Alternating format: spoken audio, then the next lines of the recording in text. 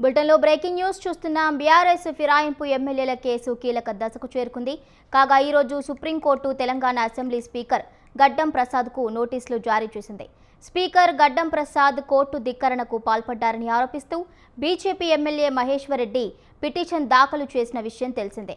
అదే కేసులో కేటీఆర్ దాఖలు చేసిన ప్రధాన పిటిషన్తో మహేశ్వర్ రెడ్డి పిటిషన్ను జత చేయాలని సుప్రీంకోర్టు ఆదేశాలు జారీ చేసింది. అనంతరం స్పీకర్కు నోటీసులు జారీ చేసింది. అయితే బీఆర్ఎస్ ఫిరాయింపు ఎమ్మెల్యేలకు స్పీకర్ ఇచ్చిన క్లీన్ చిట్ను బీజేపీ సుప్రీంకోర్టులో సవాల్ చేసింది. తదుపరి విచారణను ఫిబ్రవరి 6కు వాయిదా వేసింది.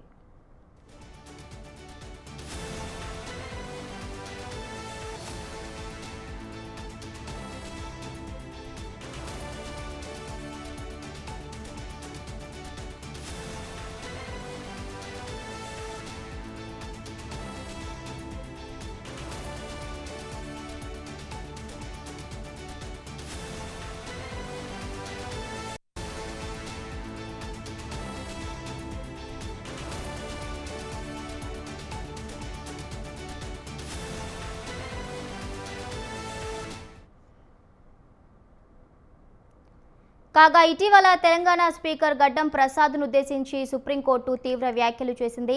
ఫిరాయింపుల వ్యవహారాన్ని తేల్చేందుకు తగిన సమయం ఇచ్చినా నిర్ణయం తీసుకోకపోవడంపై తీవ్ర ఆగ్రహం వ్యక్తం చేసింది.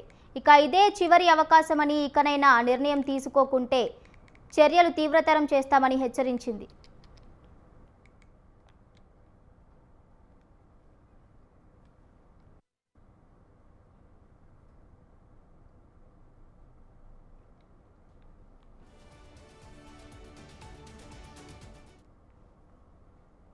ఇక ఫిరాయింపుల ఆరోపణలతో బీఆర్ఎస్ వేసిన పిటిషన్లను జస్టిస్ సంజయ్ కరోల్, జస్టిస్ అగస్టిన్ జార్జ్ల ధర్మాసనం ఇటీవల విచారణ జరిపింది.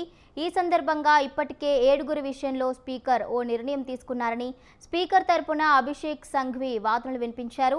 మరో 3 విచారణ జరపాల్సి ఉందని నివేదించారు. దీనిపై మరింత సమాచారం మా ప్రతినిధి సవిన్ అందిస్తారు. సవిన్,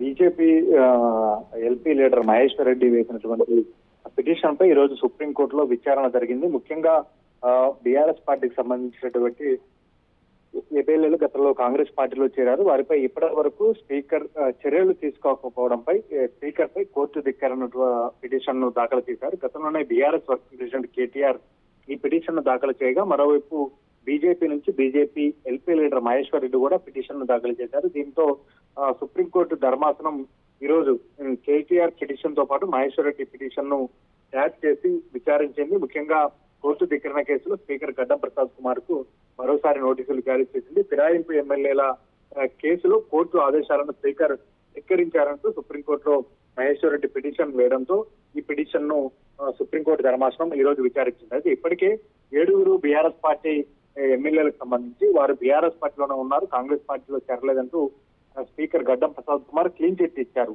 ఈ క్లీన్ చిట్ ను కూడా సవాల్ చేస్తూ బీజేపీ తరఫున BJLP leader Maheshwar Reddy petition దాఖలు చేశారు. ఈ పిటిషన్ ను ఫిబ్రవరి 6వ తేదీకి సుప్రీంకోర్టు వాయిదా వేసింది. ముఖ్యంగా ఇప్పటికే బీఆర్ఎస్ పార్టీ కూడా దీన్ని తీవ్రంగా తప్పుపట్టింది. ముఖ్యంగా వారు కాంగ్రెస్ పార్టీలో చేరినప్పటికీ బీఆర్ఎస్ పార్టీలోనే ఉన్నారంటూ స్పీకర్ క్లీన్ చిట్ ఇవ్వడం పట్ల బీఆర్ఎస్ పార్టీ అభ్యంతరం వ్యక్తం చేసింది. ముఖ్యంగా గతంలోనే 10 మంది ఎమ్మెల్యేలపై చర్యలు తీసుకోవాలంటూ సుప్రీంకోర్టు 2 నెలల సమయం ఇచ్చినా ఆ సమయానికి స్పీకర్ చర్యలు తీసుకోకపోవడంతో బీఆర్ఎస్ వర్కింగ్ ప్రెసిడెంట్ కేటీఆర్ సుప్రీంకోర్టులో కోర్టు ధిక్కరణ పిటిషన్ దాఖలు చేశారు. ఆ తర్వాత స్పీకర్ గడ్డం ప్రసాద్ కుమార్ కొంత సమయం అడిగారు. కొంత సమయం తర్వాత సుప్రీంకోర్టు కొంత గడువు ఇచ్చింది. దీంతో ఈలోపు కొంతమంది ఎమ్మెల్యేలపై మొదట 5 ఎమ్మెల్యేలపై స్పీకర్ గడ్డం ప్రసాద్ కుమార్ క్లీన్ చిట్ ఇచ్చారు. వారిపై వారు కాంగ్రెస్ పార్టీలో వారు బీఆర్ఎస్ పార్టీలోనే ఉన్నారు, కాంగ్రెస్ పార్టీలో చేరలేదంటూ చెప్పారు.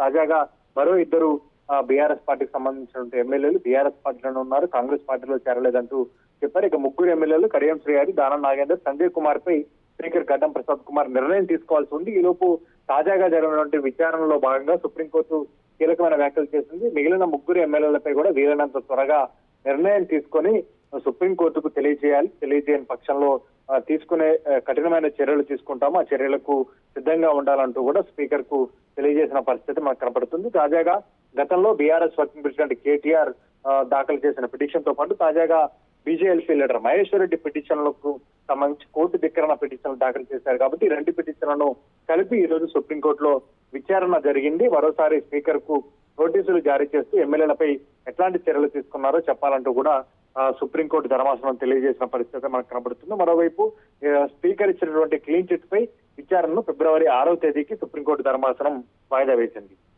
Right, thank you సవిన్, thank you for the updates.